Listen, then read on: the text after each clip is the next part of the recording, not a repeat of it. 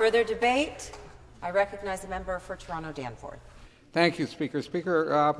First of all, I should thank the leader of the third party for introducing this bill, because I think debate about democracy is a very timely thing in this legislature. We are currently led by a premier who, before the election of Donald Trump, a convicted felon, made it clear that he supported the election of a convicted felon to the head of the most powerful government on earth. This is a premier who recently, at a scrum, said that he supported America's attack on Iran, and you are all familiar with the fallout of that attack.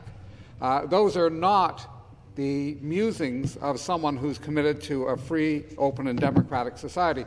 This is a premier who brought forward a bill essentially saying that regional governments should have as their controller an appointed person who in the end will be answerable to the premier. This is a premier who thinks that having elected trustees with power is a bad idea, and in fact has supported taking over a number of school boards in this province. This is a premier who has followed the example of Donald Trump by attacking judges, notwithstanding the comments of the member from Hamilton Mountain, who I'm sure was trying to accurately relay things. This is a premier who attacked judges who were carrying out their duty to administer the law as it was written. This is a premier who increasingly seems to be driven by donations in terms of making decisions, and the Skills Development Fund and the Greenbelt are examples of those things. And so what we have in Ontario is a culture increasingly Trumpian in its approach to democracy.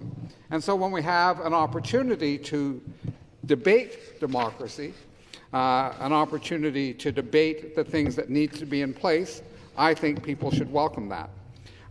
Notwithstanding the comments from the member from the government, I would say the chief electoral officer probably made a very good recommendation when they said that there needed to be more control and openness about the use of artificial intelligence in producing elections material.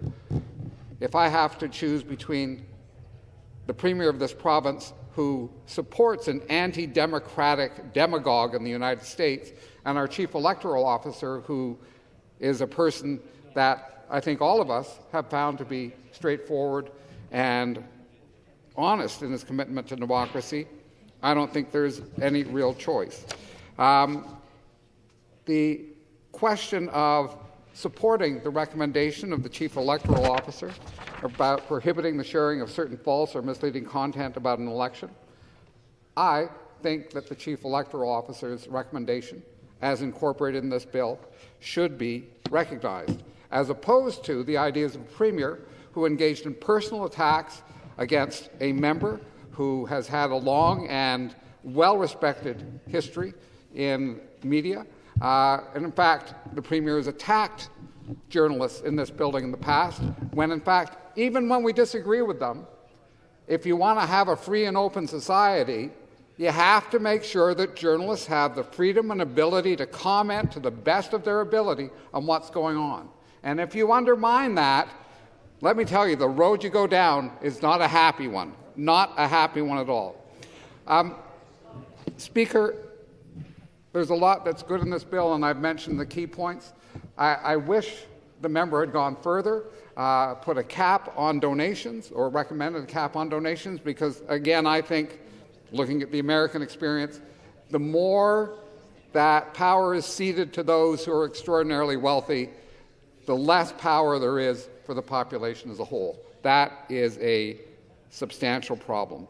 And not that the member could have mentioned freedom of information when he wrote this bill, because it doesn't relate directly to the electoral laws, but as an example of the anti-democratic animus of this premier, the fact that he has taken the steps to not only drop a bomb on freedom of information, but to make the fallout retroactive over decades, so that whatever he is hiding in his cell phone records is way outside the scope of the people of Ontario is a huge red flag, one that everyone in this province should be worried about, because it indicates an authoritarian impulse, an anti-democratic impulse that is unprecedented.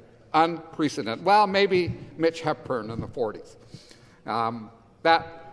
Maybe that's a comparable person. With that, Speaker, I've had an opportunity to comment. I thank all those for the opportunity to speak. Thank you.